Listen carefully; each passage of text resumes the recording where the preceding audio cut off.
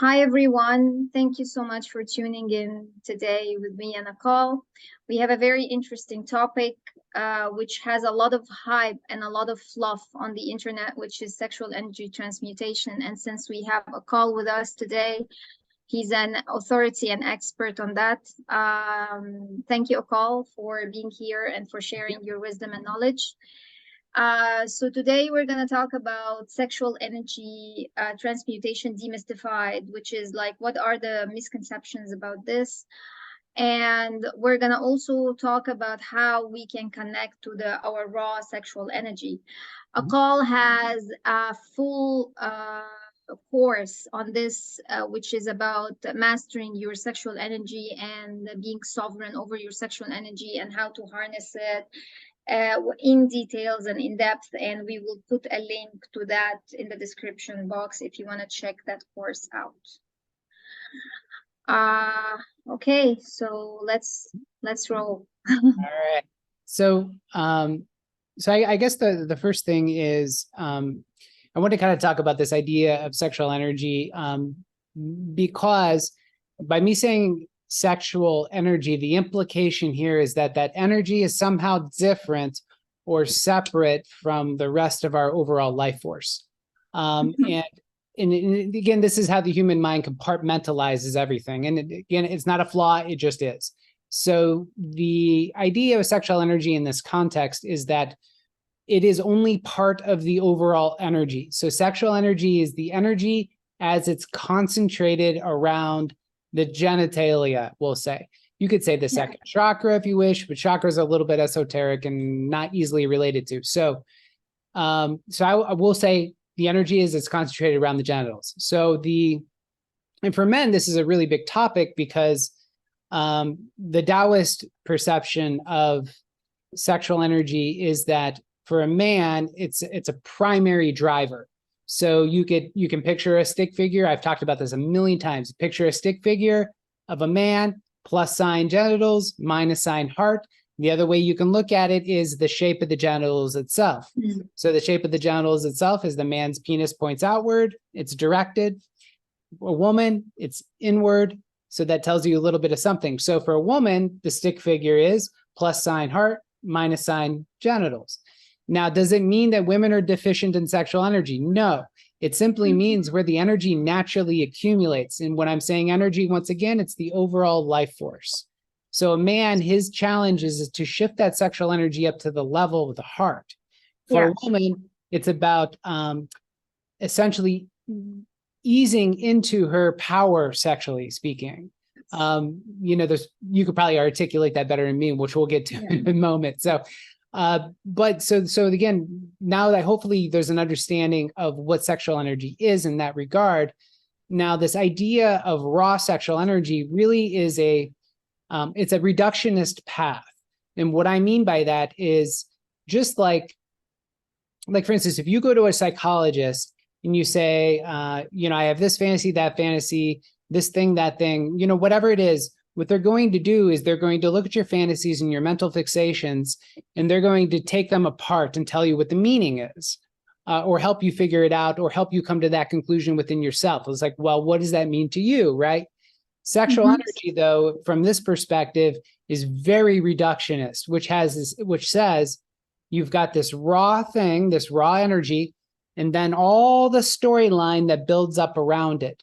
Your kinks, your fantasies, your mental fixations, the things you orgasm to. Like if you look at pornography and you orgasm to something, you essentially etch it into your field as something you want to do. It becomes a peak experience that comes etched into your field.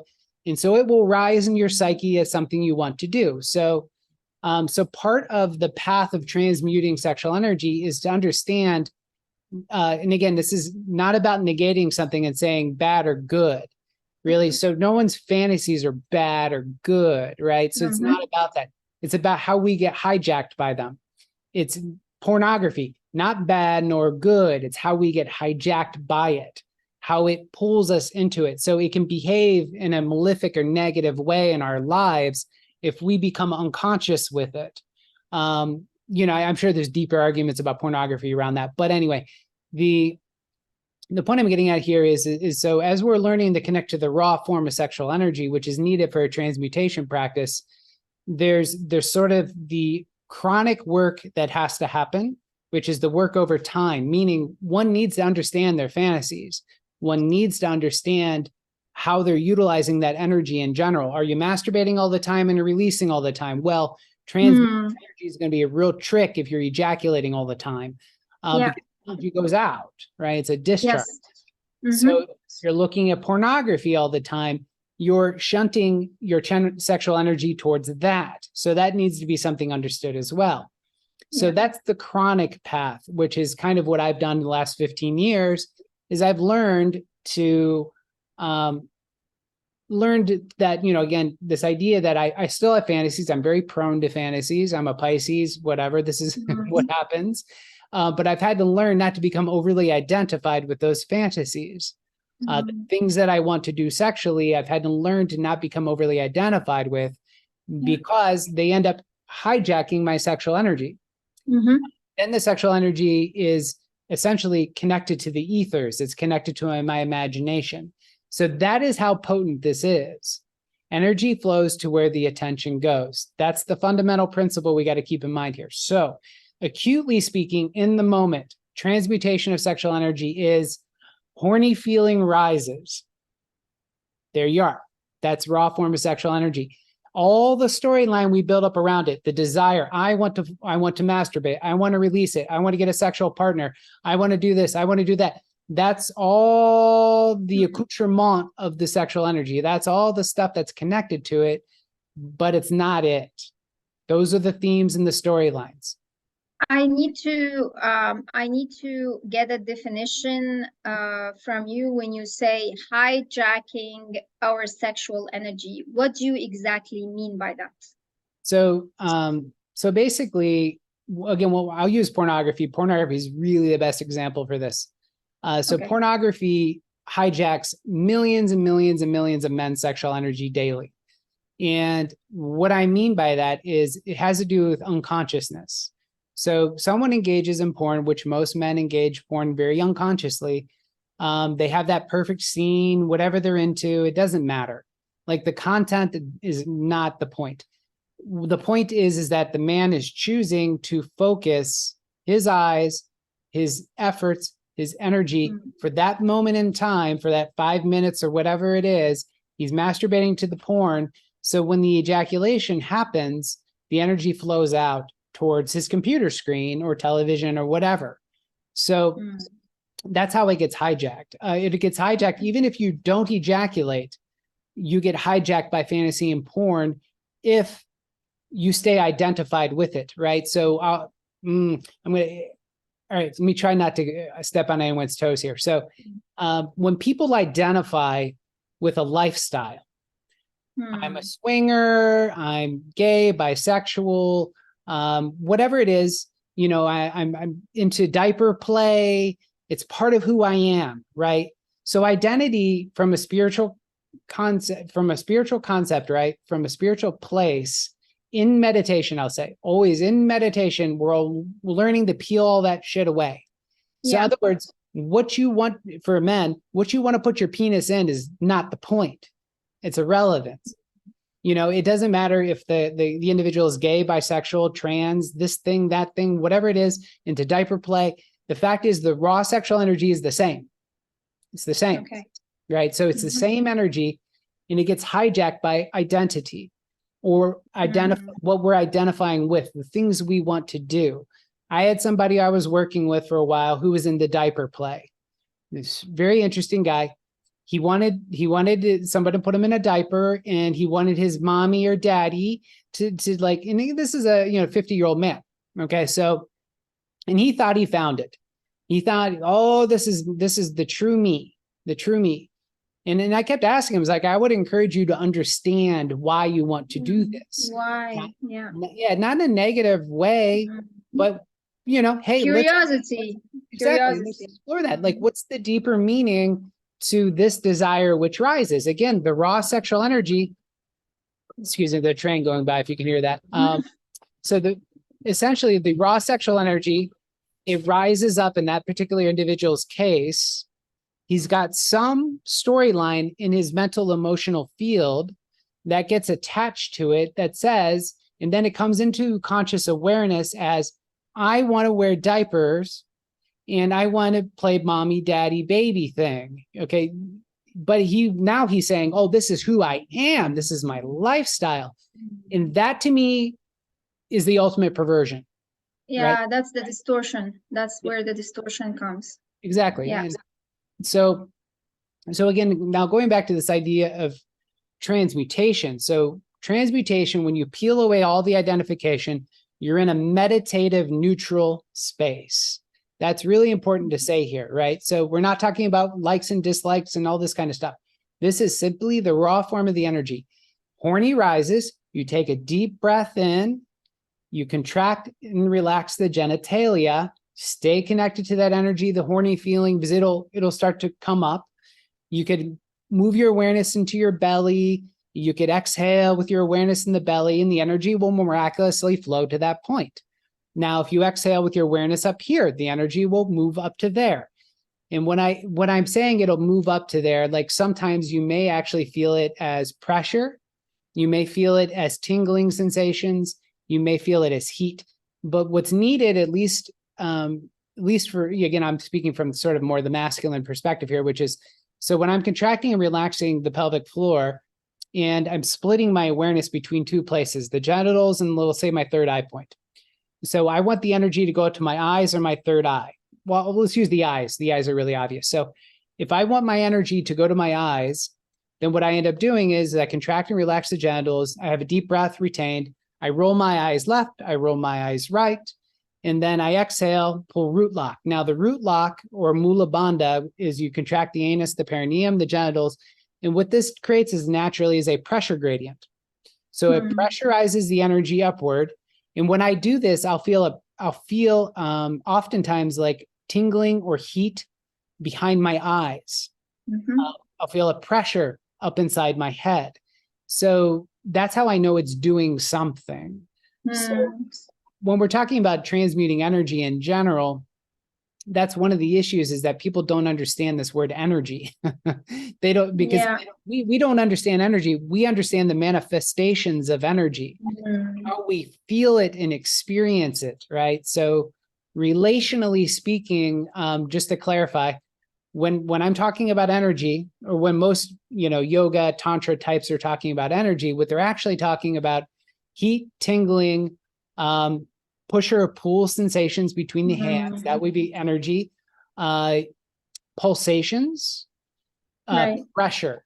Pressure is the primary way and also the internal perception of light, right? So light as it's perceived inside would be energy. Sound, you could even say like, hey, I hear this buzzing in my head. Well, that's energy, right? So anyway, like that's just to demystify the word energy, is it's a lot of different things in the experiential realm of things. So now the final thing I want to talk about is, okay, so once you've connected to this energy acutely in the moment, so now what I want to go into is perhaps maybe a misconception that a lot of people have, which is that this idea of transmuting energy into creativity. Napoleon Hill, Think and Grow Rich, this is the book, in my opinion, that really kind of popularized this idea that we go from point A to point B. This idea that, oh, if I do this practice and I transmute my energy, then it's going to turn into my creative power. So I've heard people on the YouTube say things like, oh, as soon as you masturbate, you get the energy up, but don't come, and then you go do artwork or you go write poetry. It's not what we're talking about. It's not what, I mean, maybe you're a poet, and perhaps that is what we're talking about, right? But what that is, that's a redirection. That's a redirection. That's okay. Maybe you're doing the transmutation practices acutely in the moment. You're working with the energy, and then you go write poetry. And perhaps if you're inherently a poet, that works really well for you. I'm not. I'm not an artist. I'm not a poet. So for me, it doesn't matter. So what I have to look at is transmutation of sexual energy chronically, meaning I do these daily practices every day. I choose what to do with my sexual energy on an everyday basis. As I choose over time, which is I'm ejaculating or not ejaculating, I'm shifting the energy around my being within my body to nourish and heal my organ systems. What that does is it it creates efficiency, energetic efficiency. I also, through that process, start to harmonize with my body in general, meaning I change how I eat. I change in a lot of ways how I think, how I perceive my body, how I relate to my energies in my body. So it's very much a path. And as you move down that path, what you will notice is a diminishment in brain fog, more mental clarity, just more life force energy in general. And what does that mean? You've got more energy or creative capacity. Yes, productivity. You would be more productive because Exactly. you're not depleting yourself. You're not depleting yourself of your energy. And people don't understand the link, specifically men. Sexual energy is food. You are just ejaculating the nutrients in your body. It's not even like women. Women is completely different dynamic to an extent, not fully, but to an extent. But for men, I think I don't know because I read that research a long time back, but it says that every single ejaculation equals 32 meals. You know, the sum or the nutrients of 32 meals, because it's the message that your brain, your body gives your brain, gonna make a baby. So because the orgasm and ejaculation are two different things, so the body kind of collects the best of the best, the crème de la crème of the nutrients in your body, and just put them towards that. So every single ejaculation you deplete yourself. Like I can tell, you know, just right off the bat if somebody's masturbating excessively just looking under their eyes, you know, and the color of the lips. I could tell that this guy is depleted, is depleting his own energy through masturbation. Yep. So So, it's, yes, it's you won't have energy for anything else. so So quick, that's also simply said, you know. right. So quick question for you. Since you're kind of, I would say you're probably more adept at understanding relationships than me. You know, you've worked on this, you have a program, you can check out Amira's program, relative to conscious relationships down below the video.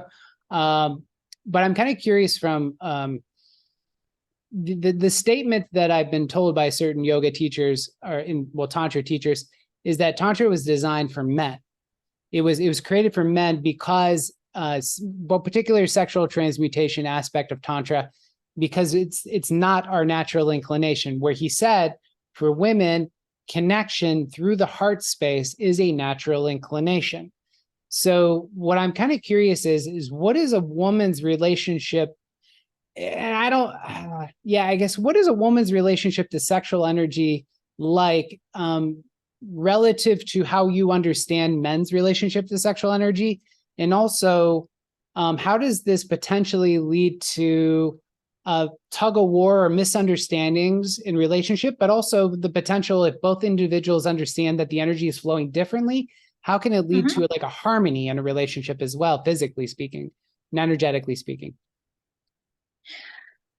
Very good question. Thank you for that question. So I'll start by saying that nothing is set in stone. Everything, we are human beings, we are dynamic beings, we're not static beings. However, there is some kind of a blueprint to each and every one, which changes, but it's the predominant, the predominant blueprint. So I'll give myself as an example. My blueprint says there are basically generally two types, and later on I will put a link to my website where you can go actually for free and discover your blueprint. I'll put a quiz there where you can actually take it and discover your blueprint. So it's mostly about being sensually wired or sexually wired, okay? And we might be both according to different times of the day, different stages in the relationship. Where are we at consciously, energetically? But generally speaking, so I am energetically or sensually wired, which means that the whole environment plays a huge role in me being turned on sexually, which means that also I don't like labels, but in service of this conversation, I'm just gonna also mention that, which is being demisexual. Demisexual is somebody who has to have an emotional connection to have sex. They Mm, are not just geared towards one night stands or flings or sexual encounters where there is no emotional connection. That's basically, that can change too. Everything can change, but I'm just always using the magic word NOW now. mhm, So my blueprint is sensually wired, which means that if you understand, and there are men who are sensually wired. I have coached men who get turned off by their women because their women is sexually wired, which is, hey, do you want to have sex? And he was like, no. This is just comes, he blurts this out immediately because he also needs some kind of a preparation.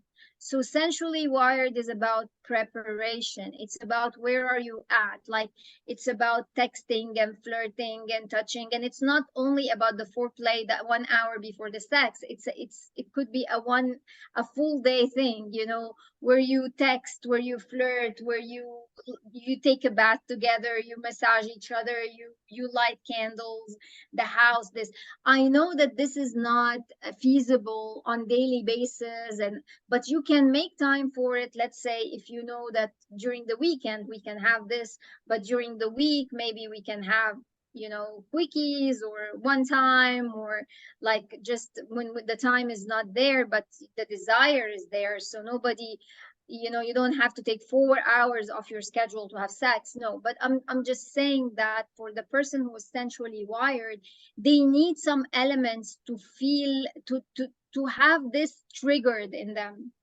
So so having said that, plus how the energy flows. So I have this tantra progression that I teach couples, which is mostly to ignite connection and chemistry and to build that desire, that fire between the couples if it kind of fizzled away.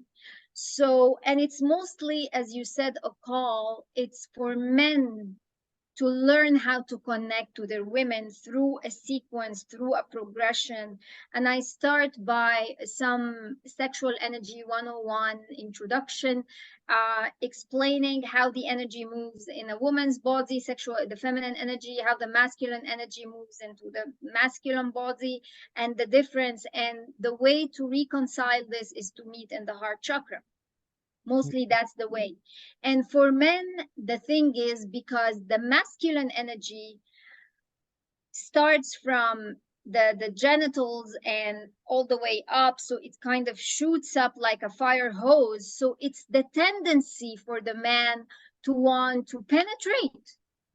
It's nothing wrong with that, it's his tendency. However, for him to do that with a living human being as a woman, he needs to respect her pace, mm, because their pace is not the same. Sometimes it is, but most of the time it's not.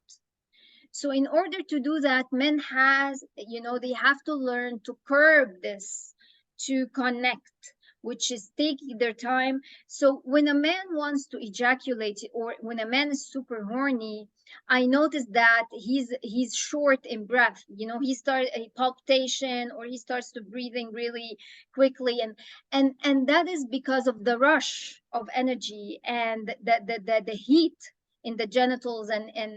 And the way to do that is to breathe, to take it slow, to breathe slowly, to go back into the body for the man. So in that way, he takes it again slow and easy, and then the energy calibrates. So in my sequence, what we do is we do calibration, and we start with the notion, and the intention is our focus in Tantra is pleasure, not orgasm.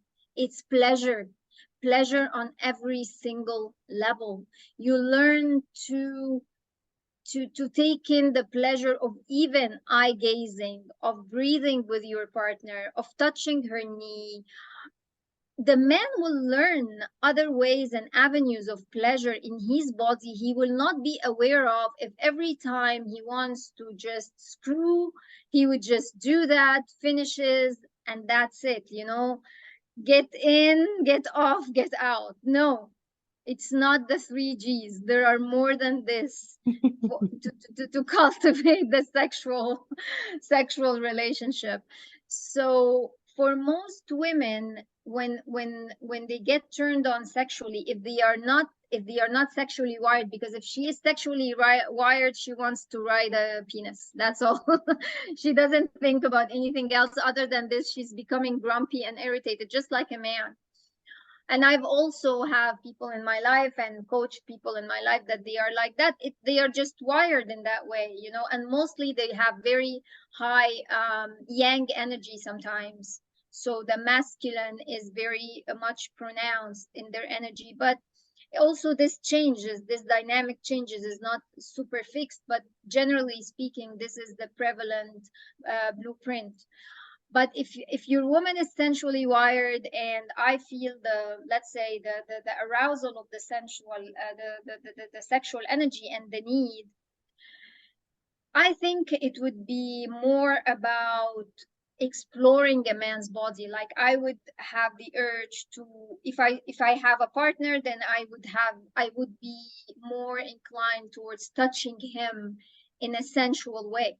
Mhm. So maybe touching his back, his neck, his belly, his chest, um, kissing him sensually, even not sometimes on the lips, you know, and because the fire is already there. So if you are sensually wired, then the fire, then you are already, the sexual energy would be pronounced in the fact that you are already wet, you are already juicy and lubricated. And so this is in contrast if in times where your partner wants to connect with you, but you're not still sensual, like there is not that heat.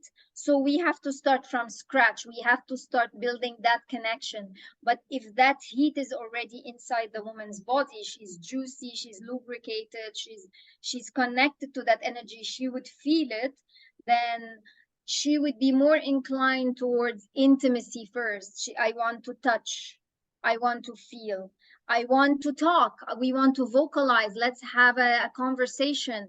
What do you want to do? What do I want to do? How do I want to touch you? Where I want to touch you? What do you want to do to my body? All these kind of depends also on your love language. So we can do one episode on that alone. So how tactile are you? Like, for instance, I am very tactile. I need to touch to be able to have this transmission going. I need to have this physical contact. So it's that kind of wiring. And um listen, for a man to get horny, all he needs to in the all he needs is to be there when a woman is there. Nothing else, really nothing else, because it's the woman's desire and arousal and heat that turns the man on. Mhm. How aroused she is contributes a huge deal to a man's arousal and sexual satisfaction. And there is no, and let me tell you that there is not so much. I tend to demystify the concept of a frigid woman or frigid women. I mean, of course there are women who are frigid, but because they are frigid because they are mostly in their head, not because there is something wrong with their sexuality if they are straight and if they identify as women. But it's also, there is not, like, if in my opinion, from all the experience and personal and the people I coach, if a woman is not wet enough, it's the man's fault. It's the man's fault. He did not do a good job. He did not do a good job. He needs to spend more time on his woman. Most women will be naturally lubricated if they have enough foreplay. And if they have the right foreplay, every single woman is different.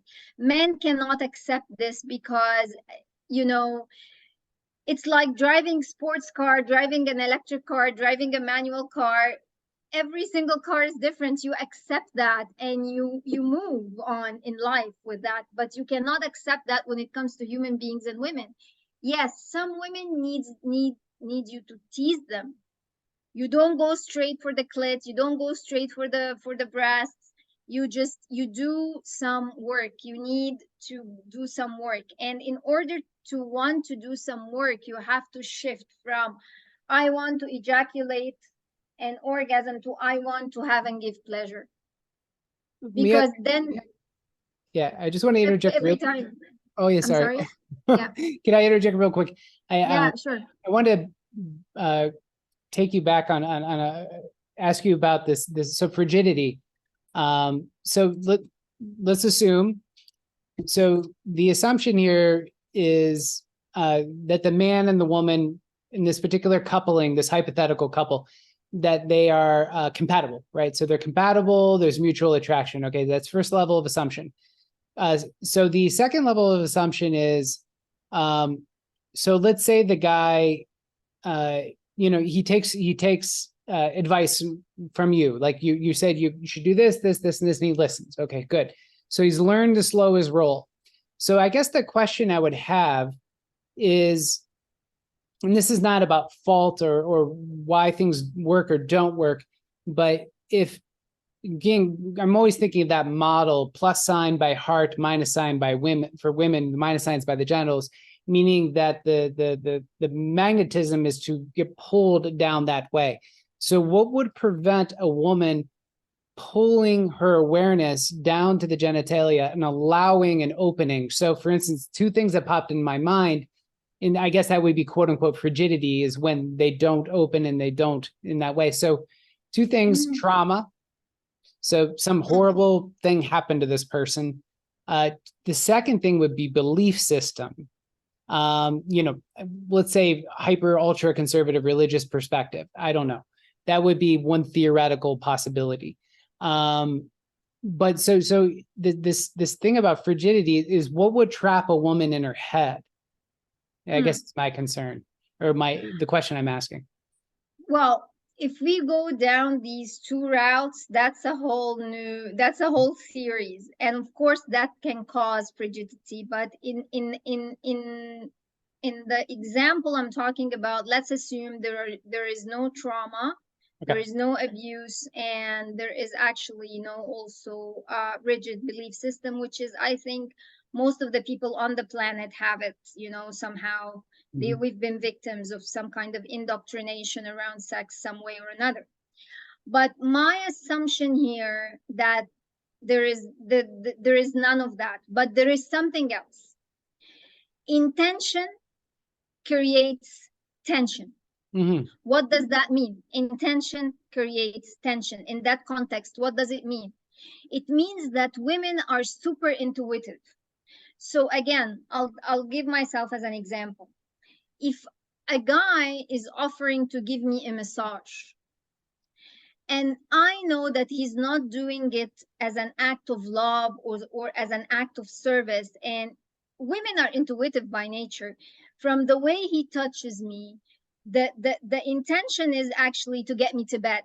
Okay. Or if your partner, let's say your partner, okay, he's like he's not in the mood to do foreplay, he's not in the mood, he just wants to have penetration, he just wants to have an intercourse, but he's trying to play with you, but his heart is not in it and his head is not in it, and you know it from the way he touches you. He's very quick, he wants you to come so you can be lubricated, so he can get in.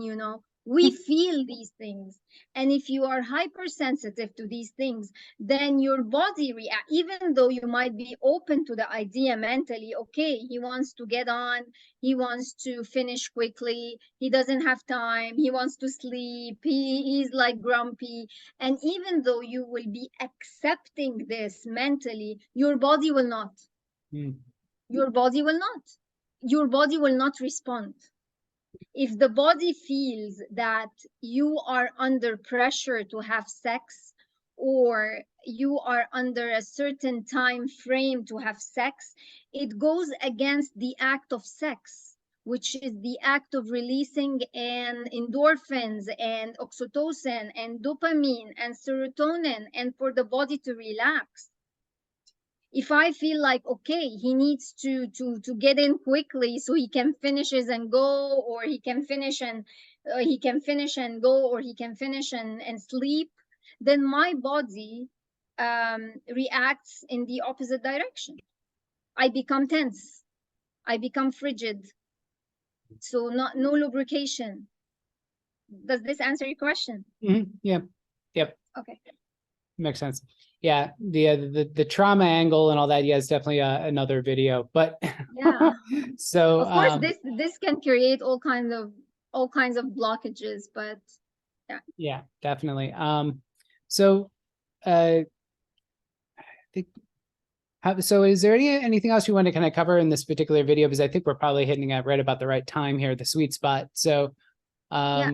I think I got Yeah. everything I wanted to talk about relative. So I really appreciate having on this particular topic. I very much appreciate female insight because, you know, as we talked about before, transmutation practice, things of that nature, generally constructed for men because of the primary obstacles, as we mentioned before. So, but the female perspective and how she relates to her sexual energy and et cetera, like that, it's incredibly helpful. And I hopefully enough men watch this video where they can take in and imbibe that really valuable Yes. information. So, Yes. yeah. So Yes. Yeah. with all that, thank you so much. Knowing your partner's blueprint is really quintessential. Mm-hmm. It will save you a lot of trouble if you understand. It's like knowing your sun signs or horoscope or whatever. It Mm-hmm. just it kind of makes things easier, and it also